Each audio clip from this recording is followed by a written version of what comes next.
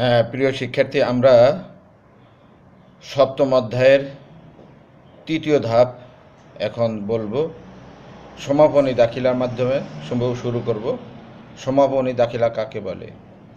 হিসাবকাল শেষে আর্থিক বিবরণী তৈরি করার সময়ে নামিক হিসাব সমূহের উদ্বৃত্ত বিশদ আয় বিবরণীতে স্থানান্তর করার মাধ্যমে উক্ত হিসাবসমূহ বন্ধ করার জন্য যে জাবেদা দাখিলা দেওয়া হয় তাকে সমাপনী দাখিলা বলে। নামিক হিসাব বন্ধ করার প্রক্রিয়া বা ধাপ হলো 4টি। 1 নম্বর ধাপ আয় হিসাব বন্ধকরণ, 2 নম্বর ধাপ ব্যয় হিসাব বন্ধকরণ, 3 নম্বর ধাপ আয় ব্যয় বিবরণী হিসাব বন্ধকরণ, 4 নম্বর ধাপ উত্তোলন হিসাব বন্ধকরণ। 1 নম্বর ধাপ আয় হিসাব বন্ধকরণ। আয় হিসাবের জেরগুলিকে বিশদ আয় বিবরণীতে স্থানান্তর করার মাধ্যমে বন্ধ করা হয়। জাবেদা হবে বিবিধ আয় হিসাব ডেবিট, ইনকাম সামারি হিসাব ক্রেডিট। কারণ আয় হিসাবসমূহ বিশদ আয় বিবরণীতে স্থানান্তরের মাধ্যমে বন্ধ করা হলো। 2 ব্যয় হিসাব বন্ধকরণ। জাবেদা হবে ইনকাম সামারি ডেবিট, বিভিন্ন ব্যয় হিসাব ক্রেডিট। 3 আয় বিবরণী হিসাব বন্ধকরণ। আয় বিবরণী হিসাবের জেরকে এক মালিকানা কারবারের ক্ষেত্রে মূলধন হিসাবে এবং কোম্পানির ক্ষেত্রে সংরক্ষিত মুনাফা হিসাবে স্থানান্তর করে বন্ধ করা হয়। ক নিট মুনাফা বন্ধ করার জন্য সাধারণ জাবেদা হবে ইনকাম সামারি ডেবিট, মূলধন হিসাব ক্রেডিট। নিট ক্ষতি বন্ধের জন্য জাবেদা হবে মূলধন হিসাব ডেবিট, ইনকাম সামারি হিসাব ক্রেডিট। 4 উত্তোলন হিসাব বন্ধকরণ। মালিকের উত্তোলন হিসাবের জেরকে মালিকের মূলধন হিসাবে স্থানান্তর করে বন্ধ করা হয়। সাধারণ জাবেদা হবে মূলধন হিসাব ডেবিট, উত্তোলন হিসাব ক্রেডিট। সমন্বয় দাখিলা ও সমাপনী দাখিলার মধ্যে পার্থক্য। 1 সংজ্ঞাগত পার্থক্য। 2 দাখিলা প্রণয়নের সময়কাল। 3 ফলাফল। 4 ব্যবসায়ের বিলুপ্তির সময়ে। 5 দাখিলা প্রণয়নের সময়ে ইত্যাদি। সমন্বয় দাখিলা এবং সমাপনী দাখিলার মধ্যে উপযুক্ত পার্থক্য থাকা সত্ত্বেও আর্থিক বিবরণী তৈরি করার জন্য উভয় ধরনের দাখিলার প্রয়োজন হয়। এখন আমি বিপরীত দাখিলা বা রিভার্সিং এন্ট্রি সম্বন্ধে বলবো। বিপরীত দাখিলা বা রিভার্সিং এন্ট্রি হচ্ছে সমন্বয় দাখিলা বা অ্যাডজাস্টিং এন্ট্রির ঠিক বিপরীত, তাই একে বিপরীত দাখিলা বলা হয়। তবে সকল সমন্বয় দাখিলার জন্য বিপরীত দাখিলার প্রয়োজন হয় না। সাধারণত 4 ধরনের লেনদেনের জন্য বিপরীত দাখিলার প্রয়োজন হয়, যথা 1 বকেয়া আয়সমূহ, 2 বকেয়া ব্যয়সমূহ, 3 অগ্রিম প্রদত্ত খরচসমূহ, 4 অগ্রিম বা অনুপার্জিত আয়সমূহ। বকেয়া ভাড়া, বকেয়া আয়সমূহ যেমন অনাদায়ী ভাড়া। সাধারণ জাবেদা হবে ভাড়া আয় হিসাব ডেবিট, প্রাপ্য ভাড়া ক্রেডিট। কারণ অনাদায়ী ভাড়ার বিপরীত দাখিলা প্রণয়ন করা হলো। বকেয়া ব্যয়সমূহ যেমন বকেয়া বেতন, এর জন্য সাধারণ জাবেদা হবে প্রদেয় বেতন হিসাব ডেবিট, বেতন খরচ হিসাব ক্রেডিট। কারণ বকেয়া বেতনের বিপরীত দাখিলা প্রদান করা হলো। 3 অগ্রিম প্রদত্ত খরচসমূহ যেমন অগ্রিম বীমা, এর জন্য সাধারণ জাবেদা হবে বীমা খরচ ডেবিট, অগ্রিম বীমা ক্রেডিট। কারণ অগ্রিম বীমার বিপরীত দাখিলা প্রদান করা হলো। 4 অগ্রিম আয় বা অনুপার্জিত আয়সমূহ যেমন অগ্রিম প্রাপ্ত কমিশন, এর জন্য সাধারণ জাবেদা হবে অগ্রিম বা অনুপার্জিত কমিশন ডেবিট, কমিশন আয় হিসাব ক্রেডিট। কারণ অগ্রিম প্রাপ্ত কমিশনের বিপরীত দাখিলা প্রদান করা হলো। এখন আমি কার্যপত্রের একটি সৃজনশীল প্রশ্ন তুলে ধরব। সেখানে মিলের মধ্যে থাকে হিসাবের শিরোনাম ডেবিট টাকা, ক্রেডিট টাকা।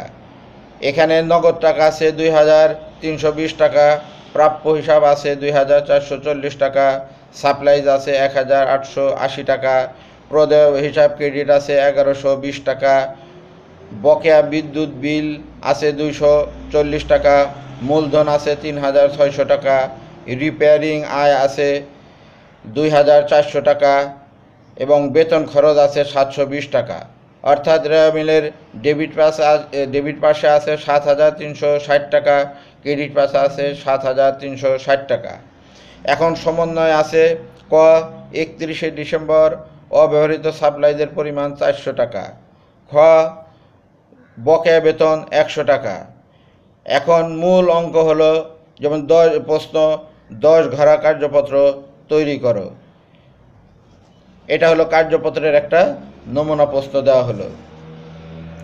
এখন আমি সমাপনী দাখিলার একটা নমুনা প্রশ্ন দিব। নিম্নের তথ্যাবলী অবলম্বনে রাকিব অ্যান্ড কোংয়ের সমাপনী দাখিলা দেখাও। রাকিব অ্যান্ড সন্স বিশদ আয় বিবরণী 2015 সাল 31শে ডিসেম্বর সমাপ্ত বছরের জন্য।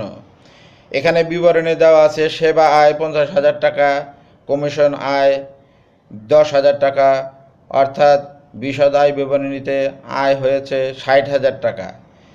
এর থেকে আমি বাদ দিব পরিচালন ব্যয়, যেমন বেতন খরচ 18,000 টাকা, বিজ্ঞাপন খরচ 5,000 টাকা, অফিস খরচ 12,000 টাকা, সাপ্লাইজ খরচ 3,000 টাকা। তাহলে মোট পরিচালন ব্যয় 38,000 টাকা। তো এখানে বিশদ আয় বিবরণী থেকে আমরা নিট লাভ পাচ্ছি 22,000 টাকা। নিচে একটা সমন্বয় দেওয়া আছে জনাব রাকিবের বছরে উত্তোলনের পরিমাণ 10,000 টাকা।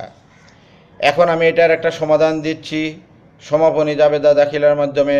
প্রথমে আমাদের একটা সাধারণ জাবেদার ঘর রাখতে হবে, তারিখ, হিসাবের শিরোনাম ও ব্যাখ্যা, রেফারেন্স, ডেবিট টাকা, ক্রেডিট টাকা। এখন আমি যদি 1 নম্বর সমাপনী দাখিলা করি, তাহলে আয় যে দুইটা আয় ছিল, সেবা আয় হিসাব ডেবিট 50,000 টাকা এবং কমিশন আয় ডেবিট 10,000 টাকা, এই দুটো হিসাবকে ডেবিট করব এবং ইনকাম সামারি হিসাব ক্রেডিট 60,000 টাকা ক্রেডিট করব। দ্বিতীয় সমাপনী জাবেদা হবে যে খরচগুলো আমরা ডেবিট করেছিলাম এখন আমরা এটা ক্রেডিট করব, যেমন ইনকাম সামারি ডেবিট 38,000 টাকা, বেতন খরচ ক্রেডিট 18,000 টাকা, বিজ্ঞাপন খরচ ক্রেডিট 5,000 টাকা, অফিস খরচ 12,000 টাকা, সাপ্লাইজ খরচ 3,000 টাকা। অর্থাৎ খরচগুলোর মাধ্যমে হিসাব বন্ধ করা হলো। এখন আমি আমার যে 22,000 টাকা নিট লাভ হলো সেখানে মূলধন হিসাবে স্থানান্তরের মাধ্যমে বন্ধ করতে পারি, যেমন ইনকাম সামারি হিসাব ডেবিট, মূলধন হিসাব ক্রেডিট। অর্থাৎ মূলধন হিসাবে স্থানান্তরের মাধ্যমে নিট লাভের হিসাবটা বন্ধ করা হলো। তারপরে সমন্বয় যেটা ছিল উত্তোলন, এখন আমি মূলধন হিসাব ডেবিট 12,000 টাকা, উত্তোলন হিসাব ক্রেডিট 12,000 টাকা। মূলধন হিসাবে স্থানান্তরের মাধ্যমে উত্তোলন হিসাব বন্ধ করা হলো। তো এইভাবে আমরা সমাপনী দাখিলা করতে পারি।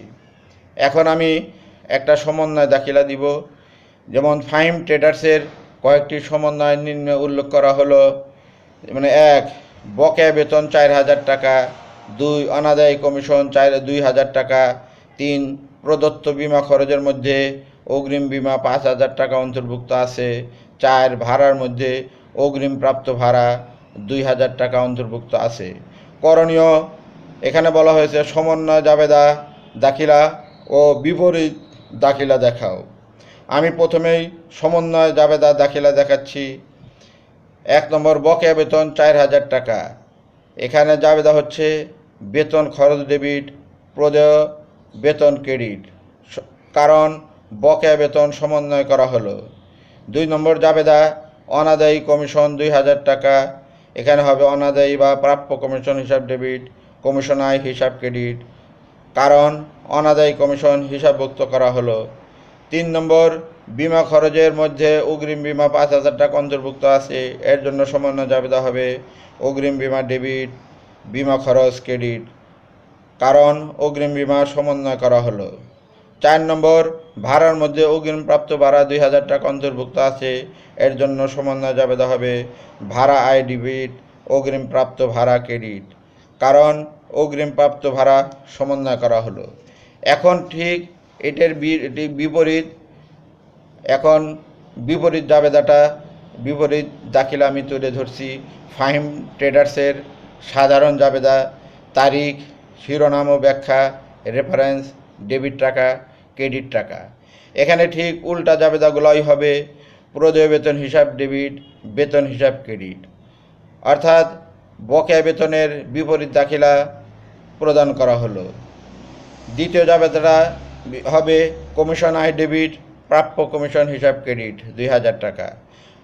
কারণ অনাদায়ী প্রাপ্য কমিশনের বিপরীত জাবেদা দাখিলা দেওয়া হলো। 3 নম্বর জাবেদা হবে বিমা খরচ ডেবিট, অগ্রিম বিমা খরচ ক্রেডিট 5000 টাকা। কারণ অগ্রিম বিমা খরচের বিপরীত জাবেদা দাখিলা দেওয়া হলো। 4 নম্বর জাবেদা হবে অগ্রিম প্রাপ্ত ভাড়া ডেবিট, ভাড়া আয় হিসাব ক্রেডিট। কারণ অগ্রিম প্রাপ্ত ভাড়ার বিপরীত জাবেদা দাখিলা প্রদান করা হলো। প্রিয় শিক্ষার্থী, এখন আমি কিছু সৃজনশীল প্রশ্ন তোমাদের সামনে তুলে ধরব। অর্থাৎ এর থেকে তোমরা একটা সামগ্রিক ধারণা পাবে যে অধ্যায়ের ব্যাপকতা থাকলেও অনেকগুলা সৃজনশীল প্রশ্ন এখন আমি তুলে ধরছি, তোমরা এর ব্যাপকতাটি সহজে বুঝতে পারবে। 1. সমন্বয়গুলোর জাবেদা দাখিলা দাও। 2. সমন্বয়ের লেনদেনগুলো আর্থিক অবস্থার বিবরণীতে কীভাবে প্রদর্শিত হবে তা দেখাও।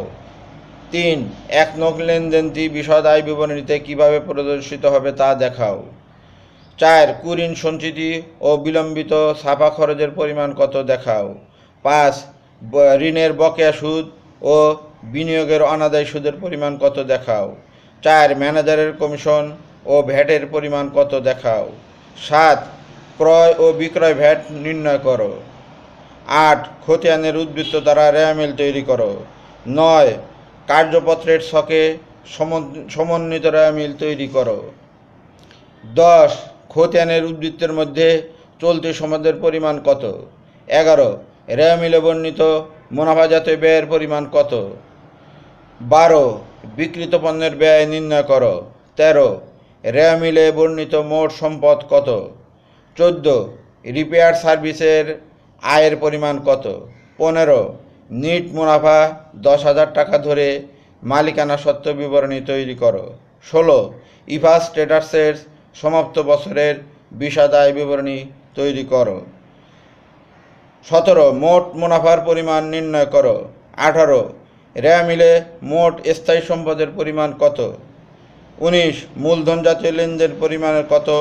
20. মিতা ট্রেডার্সের মোট সম্পদ ও বহির্দায়ের পরিমাণ কত। 21. মোট বিক্রয়ের পরিমাণ নির্ণয় করো। 22. বিপরীত জাবেদা দাখিলা দেখাও। 23. মূলধন জাতীয় প্রাপ্তি এবং মূলধন জাতীয় ব্যয়ের পরিমাণ কত। 24. মুনাফা জাতীয় আয়গুলির জাবেদা দাখিলা দেখাও। তো প্রিয় শিক্ষার্থী, এই অধ্যায়টা ব্যাপকতা থাকলেও তোমরা এই অধ্যায়ের ভিতরে সকল ধরনের সমস্যার সমাধান পাবে। অর্থাৎ রেয়ামিলের সমস্যার সমাধান পাবে, সমন্বয়, সমন্বিত রেয়ামিল, আয় বিবরণী, আর্থিক বিবরণী, সমাপনী জাবেদা, বিপরীত জাবেদা, সকল প্রকার সমস্যা এই অধ্যায়ে দেওয়া আছে। তো তোমরা সবাই এই অধ্যায়কে গুরুত্বর সাথে দেখবে।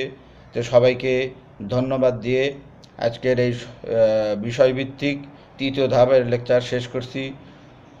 সবাইকে ধন্যবাদ।